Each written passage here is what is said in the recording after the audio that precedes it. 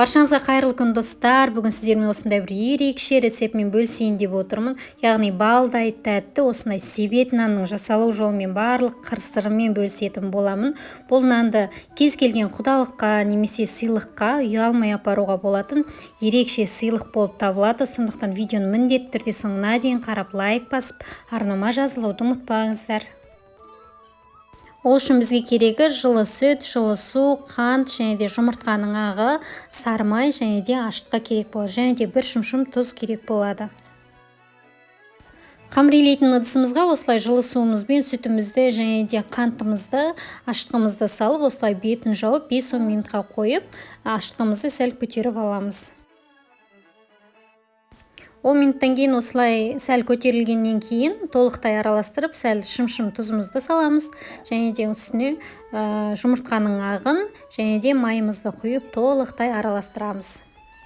Видеоның төмен жағында барлық ингредиенттердің керек заттардың барлығы жазылған. Сол бойынша жасасаңыздар, себет нандарыңыз өз бабында керемет болып піседі. Мінекей үстіне құрғақ ұнымызды салып, қолымызбен жұмсақ етіп қамырымызды илейміз.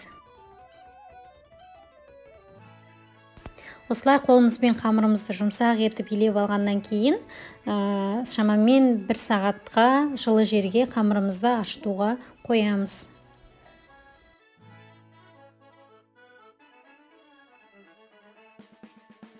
Қамырымызды толықтай біріктіріп илеп алдық. Енді қамырымыздың ашығанын күтеміз. Жылы жерге бетін жауып қойып қоямыз.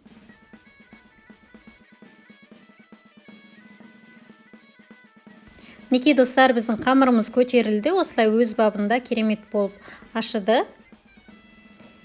Енді осыны өз ыңғайыңызға қарай 2 бөлікке немесе осылай кішірек етіп, бірнеше бөлікке бөліп аламыз. Енді осы себет нанымыздың формасын жасауға көшеміз.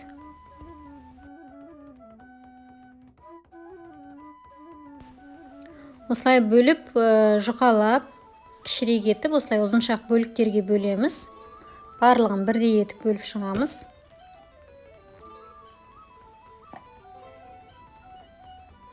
Жаңа бөліп алған бөлігімізді осылай қолымыздың көмегімен ысқылау арқылы жіңішкертеміз.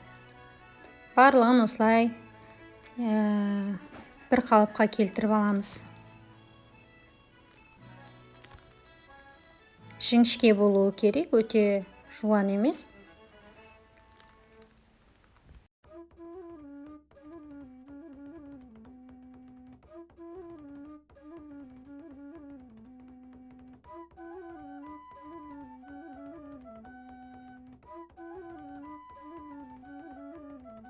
Барлығын еріп, ширатып дайындап алғаннан кейін, енді осылай темір ыдысымызға осылай сыртынан фольга ораймыз. Яғни себетіміздің формасын жасау үшін.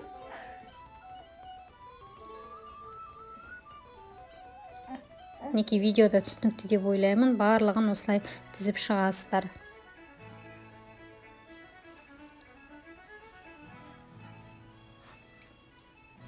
Бір-біріне осылай айқастырып отырып, шамамен 10 қамырды осылай үстіне жинап шығамыз. Мінекей астың жағынан артық қамырдарды осылай үзіп алып тастаймыз.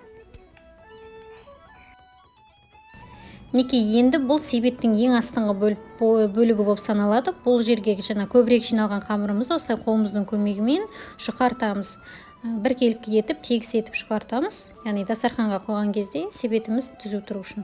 Енді қараңыздар, себетімізді, яғни корзинамызды осылай шетін өреміз.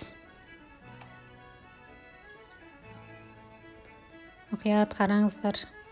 Видеода барлығы түсінікті.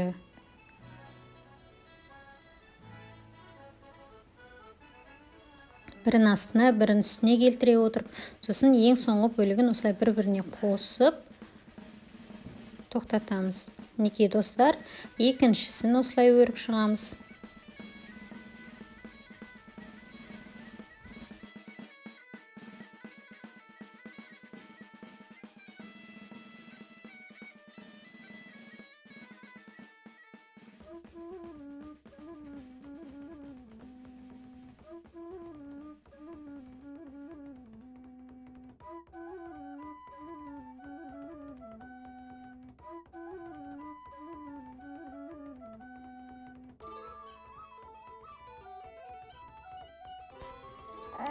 Мінекей достар, үшінші бөлігімізді де осылай өреміз.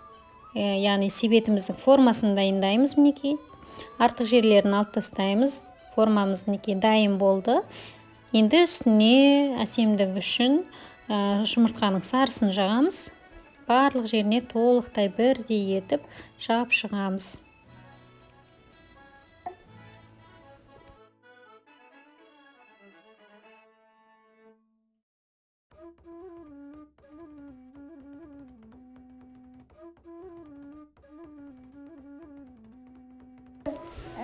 Мінекей достар, жұмыртқамызды жап болдық. Осындай артық жерлерін алып тастаймыз. Барлығын соңғы рет тегістеп қарап аламыз.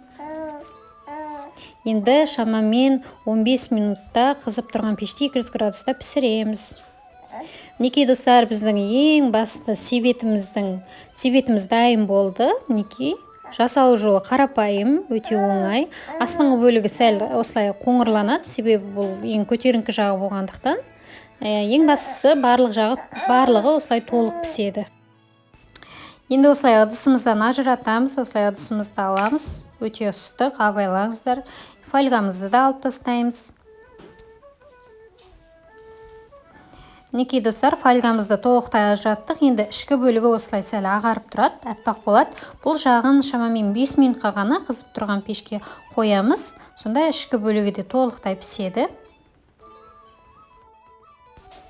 Осылай ішкі бөлігін пісіріп алғанша, енді біз ернеуін дайындаймыз. Ол үшін жаңағы себетімізді дайындаған ыдысымыздың ернеуін осылай сызып аламыз да, тура осының көлемімен енді ернеуін өріп шығамыз. Жаңағындай 3 қамырымызды алып, осылай 3 өрім етіп өреміз.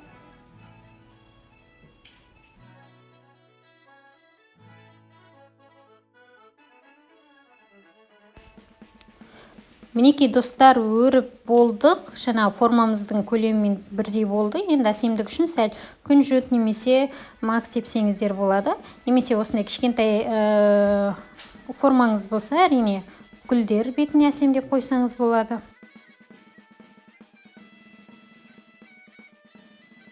Мінекей достар, енді бұны да шамамен 10-15 минутқа пеште пісіріп аламыз.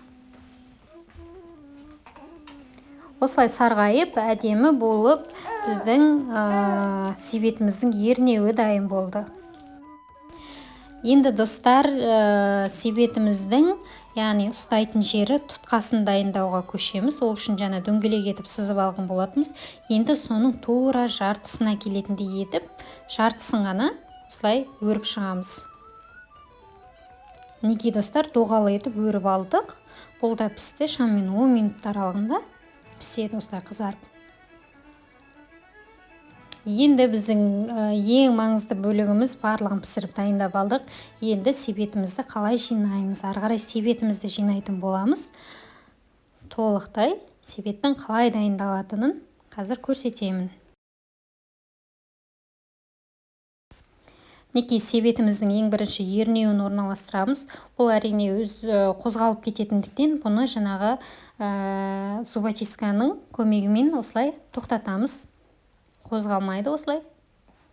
Мінекей тура осылай себетіміздің тұтқасын ұстайтын жерін, яғни орналастырамыз. Мінекей өте әдемі болды.